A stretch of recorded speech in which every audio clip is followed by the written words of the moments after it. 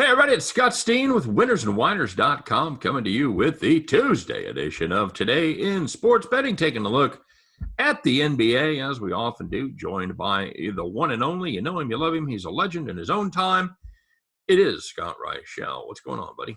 Yep, doing pretty well. I know both of us had a nice winner there with the Pacers. Still one of the dumbest lines I've ever seen. I don't know if I'll see one that's dumber than that on a spread with no injury news. Probably in a long time for pro sports. College, you see a lot because you see a lot of line movements on overnights and whatever. But a 6-point move in the NBA with no injury updates? That's nuts. Well, I mean, and the other news is it was three overnight at DraftKings and FanDuel, and it even opened up. It opened up at 2.5 on DraftKings. Just what? It was definitely a disaster for bookmakers because it went from 2.5 in some spots. Of course, not every book opened it up that early. Right. That was the thing. Yeah. And then when the books opened up, boom, 7.5. Yeah, books opened up at 7.5, and then it ended up closing at 9.5. So you had a middle because the game landed 9. Yeah. That game was a full disaster for bookmakers. Yeah. Yeah. There was a lot not to like about that. And for the only advantage they had was for people that got in at the absolute minute and paid 9. I got to assume that whatever the limits were or whatever on the overnight, I got to assume FanDuel and DraftKings took an absolute bath on that game. As they deserve to. You put up a shitty line like that, you deserve to take a bath. I agree. I'm just throwing it out there. So, okay. All right. So, Scott, as we always do, we'd like to take a look, first of all, at the games that are on the telly. A little bit of the television. We know that's what, the majority of people, they don't have the NBA package. So we like to bring them the games that are actually going to be able to be viewed by the majority of the public. It's certainly not the games we would choose. No better case in point than the first one. As the Miami Heat square off against the Boston Celtics. Scott, I don't have my FanDuel page up. What's the line on this? What do you got? So looking at the line here, we have Miami minus 1.5. Miami minus 1.5. Well, isn't that just special? I don't see a total. Nope, don't have a total. Yeah, I do have that. Bovada's got it at 1. BetOnline's got it at 1. DraftKings is 1.5. So yeah, there are starting to be some lines. Couldn't find BetOnline last night at 3 on that game though. If I did, I would have sold my house. No kidding, man. Oh, I loaded up so big on that. Anyway, on with the show, Scott. Miami minus 1.5 over Boston. The Boston team got some very bad news today. Jaylen Brown is going to be out for the season with a torn ligament in his wrist. Not good at all. Looks like Oladipo is going to be out. He's been out a minute. He's going to remain out for Miami for the foreseeable future.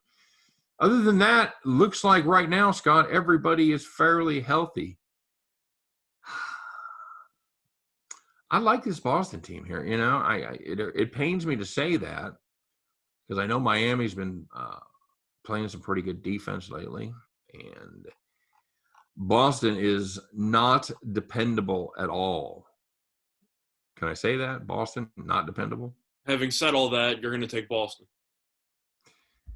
Yeah, I think the play I actually like, and I think I was thinking ahead. I was thinking back to like a week ago because Miami's had a bad week defensively, and they have been an over machine. Scott, they have seen the over cash in 9 straight. Boston, meanwhile, has seen the over cash in 7 of 8. We don't have a total, but I'm assuming it'll be, I'd say, a little bit higher, of course, than the meeting that you ended up having on, I believe it was Sunday, because that game ended up landing 254. Immediate rematch. I got to assume this total will probably be high 220s, low 230s. I don't think it'll be that high. It was 220. It was 222 on. Okay, so then I'd say probably 225, 226. That's what I was going to say. Yeah, I think they'll up it. I thought the total opened up higher in the previous game. So my bad. It might even be able to creep it up to 227, but I think 226 feels about right for at least the opener. I wouldn't be surprised to see it go off 227, 227.5. I think the over money is going to come in. So. Well, Jaylen Brown didn't play in the last game, so that has no impact on this upcoming game. No. So for that reason, people are just going to assume it's going to be a similar script. So you'll see a lot of over money on this game. Yeah, and give me and I like the over. That's my favorite play for sure. But having said that, this is just the kind of game where you're like they're not trending in the right direction. This Miami team's been playing better, and there's really no reason Boston should win this game. So they're going to win by 12. I am going to acknowledge that opinion because Boston is tough to figure out, but I'm taking Miami. Yeah. I'm not going to overthink this one. Miami won by 6 the previous game. However, they were up 26 at halftime before completely just going into snooze mode because they didn't care in the second half, and Boston almost came back and beat them. But you're looking at Boston. Tatum was 11 for 16. Evan Fournier was 11 for 16. I'm not relying on 30 points from Evan Fournier again, so I'll take Miami. All right. Yeah, fair enough. And the late game, Scott, is going to be the late game. It is going to be the Lakers and Knicks. The Lakers and the Knicks, the last game on your card, 549, 550. Scott, Lakers 5.5-point favorite in this one. That seems a bit excessive. It's almost like they're just daring you to take the Knicks. That's the thing, though, is that the Lakers had that great performance against Phoenix in a must-win game. Right. And because of that, this line doesn't really make much sense. Because you look at what happened earlier that Sunday, you had the Knicks win outright, getting 7.5 against the Clippers. I'm going to take the Knicks plus the points. Now, I think that the Lakers, of course, with Anthony Davis having 42 against Phoenix, Davis is going to have to go nuts. If you want to take the Lakers to win the game, take whatever you want on Davis over and player prop stuff because he's going to have a big game. But this Lakers... Well, he does have another player there that plays for the Lakers that could put some points up. Caruso? Caldwell Pope? Kuzma? You're not a believer in LeBron? Well, I don't think LeBron – is LeBron officially playing in this game? Yes. Well, I mean, nothing is official until. That's what I'm saying. So LeBron could definitely contribute, but I'm not going to pencil him into the lineup until I know if he's going to play or not. He's probable. Oh boy. I'm sure that's reassuring. What do you play, like 20 minutes in re-aggregate? I think that these guys have got to hit the switch, playing together. Davis already hit the switch by himself, but LeBron doesn't matter. It only matters these guys playing together. They have to be able to get their shit together and play well as a team, and they haven't done that. They played They played 2 games since LeBron came back. They've lost them both. Well, of course, I was joking about the Kuzma stuff, throwing out names, but the point is, I don't know officially if LeBron's going to play, so I can't fully pencil him in. I'll assume with you that he's going to play. Yep. I'm assuming he'll be in a minutes limit. I don't know what minutes limit it's going to be. Probably 30 tops, if I had to guess. About what he's been playing, about 30 minutes, yeah. Especially since he re-aggravated the injury last time. They might even give him less than this. Right. I really like the under, but there is no total. I just think it'll be a lower scoring game. Especially with LeBron back, I see them playing more in the half court, and the Knicks love to play in the half court. So I see an ugly, grinded-out defensive game. And you already mentioned how LeBron and AD in the last 2 games together lost outright despite laying about 9 or 10 points. I'm going to take the Knicks plus the points. Okay. Scott, let's talk about motivation. Lakers got to play themselves off of that 7 line, buddy. And the Knicks have to try to keep before or whatever if they want home court in the first round. Yeah, but it's not that. I mean, yeah, but you have to admit they're locked into pretty much a series with Miami. I mean, with Atlanta. It appears that way, but home court in MSG, that's a huge deal for a series. So I mean, you get an extra game. I mean, I don't. What I'm trying to say is, I don't think it's the difference. I don't think it's as bad as having to play your way into the playoffs. That's correct. I'm just saying I'm not going to sit here and compare motivation when both teams should be motivated for this game. Oh well, that's what I'm here to do. I will compare motivations. The whole point is that you make an argument for motivation when one team is going to be playing everybody and one team kind of has nothing to lose. And in reality, both teams have something to lose. So I'm not going to factor in motivation because it should play factor on both sides. Lakers by 10 in this one. Bank on it. I'm not going to complain about it. I don't like the Knicks. But I think that this game will be low scoring, and I'll take the points. All signs point to the Knicks. Lakers for me. That's fair. I mean, we were What right else about you the like? Warriors yesterday. Huh? We were right about the Warriors yesterday. Warriors. What's that in your tailpipe? Banana.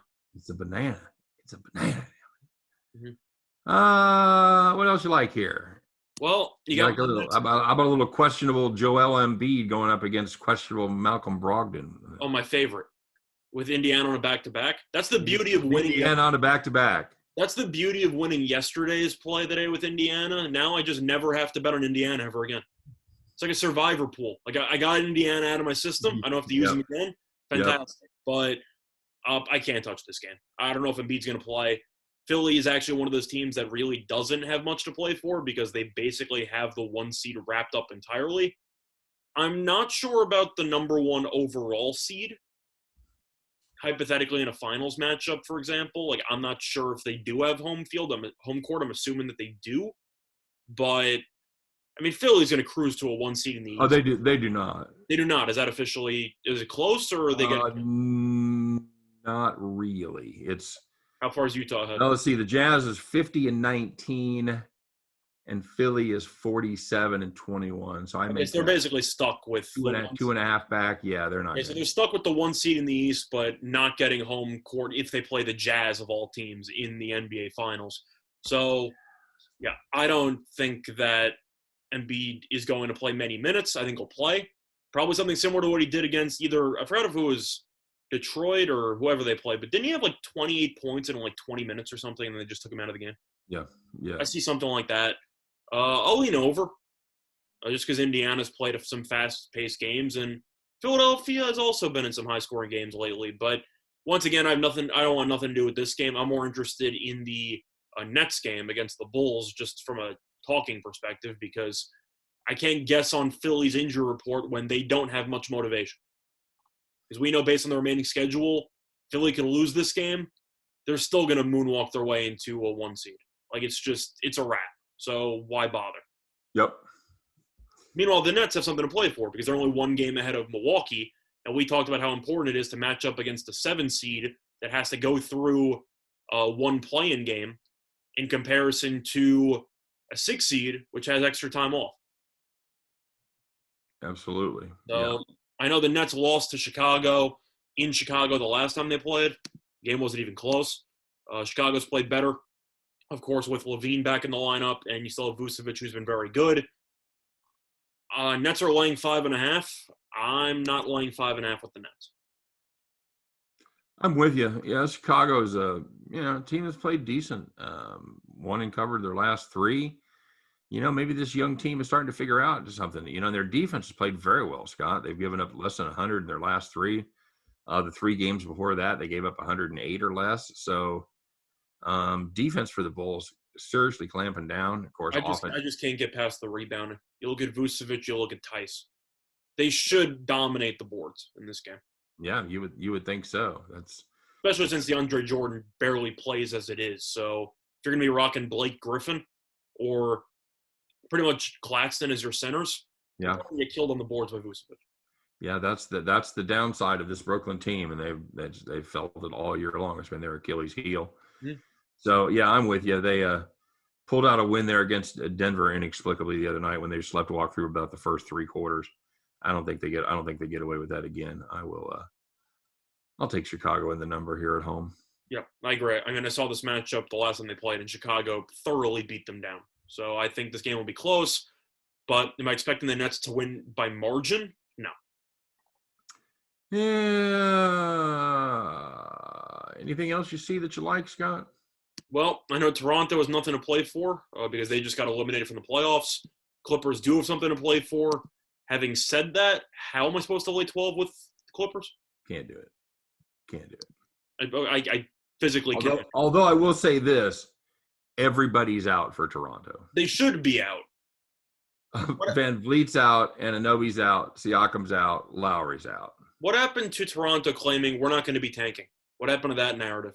Been tanking for the last month, even though Siakam's now injured, so he was one of the guys playing, not anymore, which explains the spread. You're really going to give me 12 points with the home team here with the Raptors, or the Florida home team with the Raptors. I can't lay 12 with the Clippers, so it's either Raptors or pass. I'll tell you one team that's randomly played well and has completely sabotaged their draft spot. Minnesota. Randomly been playing pretty well lately. Well, they fired the flop, man. Fired the flop, but it's mostly D'Angelo Russell being back and how Anthony continues to shoot a lot, but he's been better. Towns is still very good. Russell's been good. Hell, even Rubio's given him decent minutes. But looking at Detroit, we talked about Toronto's going to be missing everybody. It's pretty safe to assume Detroit's going to be missing basically everybody, correct? Jeremy Grant's out. Ellington's out. Magruder's out. Joseph's out. Plumlee's out. Diallo's out. They've all been out for a while. They're basically running the D squad once again for kids. Detroit. The kids. Do I really want to lay 8 with Minnesota? Yes. I'm not a lunatic, but they did just kill Orlando. They have the capability of beating up on bottom feeder teams. Yes. So I'm not taking Detroit. Wolves. Give me the Wolves. Mm-hmm. Laying the 8 right there. 7.5. I got a Bovada 7.5. I'll take that. Okay, nice. And that's pretty much it. All right, very good. As always, if you're looking for more information on these games or any others, don't forget to stop by and check out winnersandwhiners.com, #1 site in the world for predictive sports analysis. All the predictions and previews there for every single game, every single day, always free. Make sure you stop by and check out that. And for myself, for Scott Reichel, for all of us over here at Winners and Whiners, we appreciate you guys watching. Don't forget to like and subscribe, of course. We wish you nothing but the best. Hope every one of those tickets in your pocket turns into cash money back at the window. You guys have a great day. Stay tuned. We're doing the baseball show right around the corner. So take a look at that on Today in Sports Betting. Take care, everybody.